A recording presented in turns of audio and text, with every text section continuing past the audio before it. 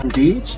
I'm a somatic sex educator and an embodied therapist. I run the Institute of Somatic Sexology with my good friend Uma Furman. Yeah, I've been involved in somatic education for about 14 years now, but I've been involved in education for about 35 years. So I had a background in teacher training, and I moved into this kind of work, and I also had a background in psychotherapy.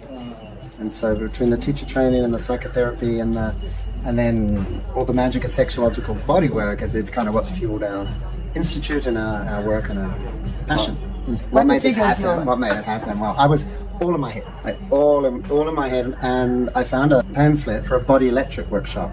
And Joseph Kramer, who started Sexological Bodywork decades before, started the Body Electric School. That was Joseph's first school, and I went along to this body electric workshop, and it's a 2-day workshop that they've been doing for 35, 40 years now, like a long, long time. And they taught Dow's erotic massage. So the first day they teach all the pieces, and on the second day each person has 5 rounds of Dow's, like a whole morning, 2 or 3 hours on the table, breathing and touching and doing a big draw. And on my third big draw I had this amazing somatic epiphany.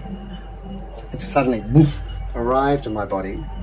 The universe went click, and I knew I was doing this thing, but I didn't have any language for it. I didn't know what the thing was. So I started traveling the world. I went to America, did everything Body Electric had, and studied all kinds of things. I stopped being a psychotherapist because I now wanted to use touch. And in those days I thought somatic work had to involve touch. Now I think you can work very somatically without touching if you choose to.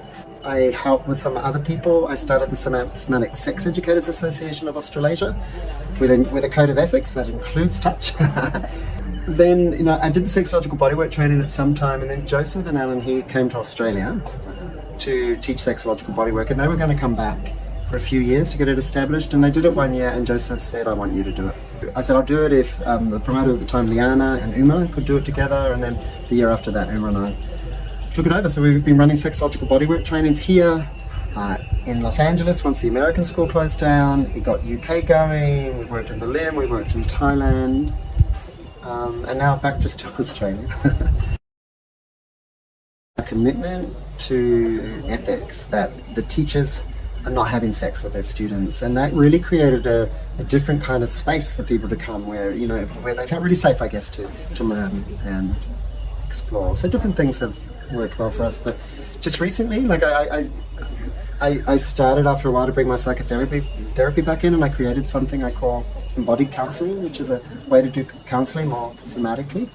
And just recently we've just started a new modality we call somatic sex coaching, which is working somatically with sex with your clothes on and without touch, because we did years and years clothes off and all this stuff, great and really life-changing work for people. But then we also had this light bulb moment, maybe some people want to do this with their clothes on, so we're doing that too. And please tell me about the scenario now and the future of sexological bodywork here in Australia. Things have changed, and I think largely because of all the information coming out about trauma. So much research and science about trauma and what it is, and that it's in the body.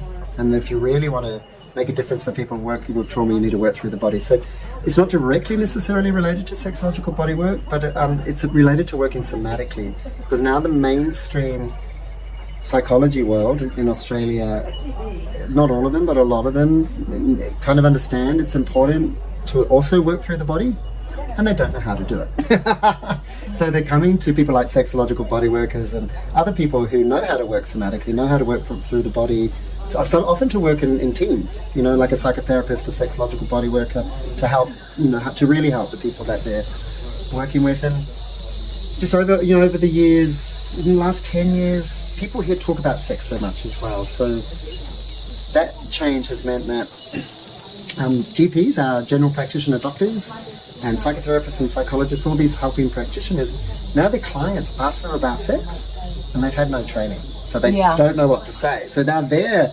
kind of hungry for education and learning, but also to work with, to have people to refer to. So if I've got premature ejaculation, who do I go to? So that kind of referral thing has really started to pick up over the last few years.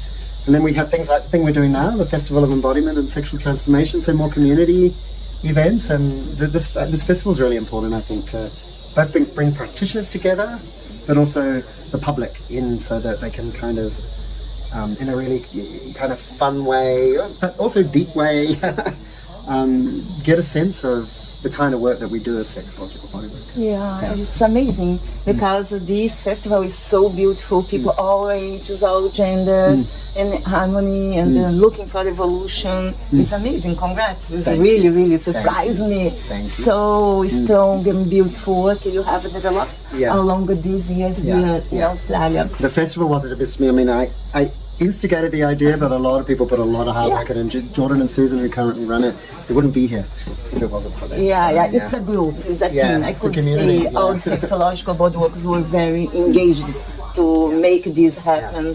You know, if people are passionate, if you're passionate about the change or just connecting more with your body, having healthy relationships with yourself, your own body, each other, you need to support people like Paula and all the wonderful, brave people that are working hard to create fantastic programs and schools and training so that things start to change, because it's a good time. Change is happening, and it's a difficult time. Probably the most difficult time that I've lived in since I was born. But there's still, so we need to make a difference. We need to support each other in making a difference and changing and growing. Most important thing, I think, we live in a world that's spent hundreds of years practicing, studying, researching, everything to do with our thinking, which is great, and all kinds of things to do with the narrative, the speaking and the storytelling and the writing and the written processing, all that kind of stuff, to the exclusion of our somatic information, of what we feel at living in this moment in our bodies. And I feel quite strongly that the cognitive and narrative has made us powerful, but because we don't have our connection to the aspect of ourself that is here and now, living and breathing here with you and in this environment, we're powerful but not wise. So I think we really, it's time to reconnect with our bodies and our feeling and our eroticism, because we're at a crisis point, and we need to get that wisdom back up to work along with our power. So we need to bring the somatic information to work with the cognitive and narrative, not instead of, together. And then I think we'll be moving forward in a better way. Thank you. Pleasure. Thank you.